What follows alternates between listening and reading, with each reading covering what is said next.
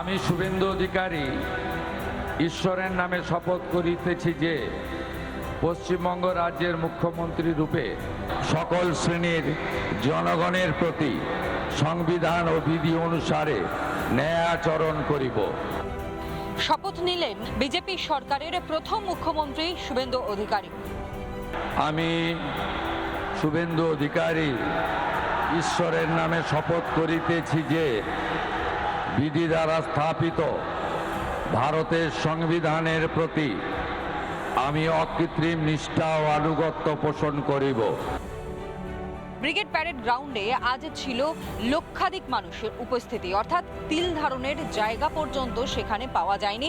এত সংখ্যক বিজেপি সমর্থকেরা, সাধারণ মানুষ, তারা পরিবর্তনের ডাকে সাড়া দিয়ে যেমন বিজেপি সরকারকে এনেছে ক্ষমতায়, ঠিক একই রকমভাবেই এই ব্রিগেড প্যারেড গ্রাউন্ডে আজ তাদের উজ্জ্বল উপস্থিতি নজরে পড়েছে।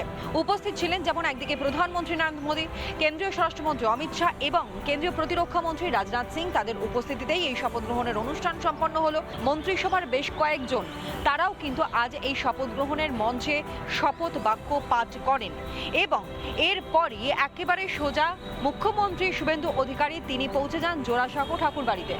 রবি ঠাকুরের, কবিগুরুর ১৬৫তম জন্ম জয়ন্তী এবং সেই ১৬৫তম জন্ম জয়ন্তীতেই কবিগুরুর প্রতি শ্রদ্ধা জানাতে জোড়াসাঁকো ঠাকুর বাড়িতে পৌঁছে গিয়েছিলেন মুখ্যমন্ত্রী শুভেন্দু অধিকারী। কবিগুরুকে প্রধানমন্ত্রী প্রণাম জানিয়ে মুখ্যমন্ত্রীকে শপথ নেওয়ালেন এবং আমরা দায়িত্বভার নিলাম। বাংলা বাঙালির সংস্কৃতি কবিগুরুর চেতনাতে, কবিগুরুর ভাবনাতে হবে। মূলত শুভেন্দু অধিকারী তিনি এই বার্তাও তুলে ধরেছেন, রবি ঠাকুরের চেতনায় বাংলা যেভাবে গড়ার ভাবনা রবি ঠাকুরের ছিল, সেই চেতনাকে সঙ্গে নিয়েই বাংলা নতুন করে গড়বেন তিনি। ভিডিও জার্নালিস্ট ওয়াসিম আহমেদের সঙ্গে তনয়া ঘোষ, রিপাবলিক বাংলা, কলকাতা। নানা ধরনের কন্টেন্ট দেখার জন্য লাইক করুন, শেয়ার করুন আমাদের ফেসবুক পেজ, সাবস্ক্রাইব করুন আমাদের ইউটিউব চ্যানেল। পাশাপাশি অন্যান্য ব্রেকিং নিউজের জন্য অবশ্যই চোখ রাখুন রিপাবলিক বাংলায়।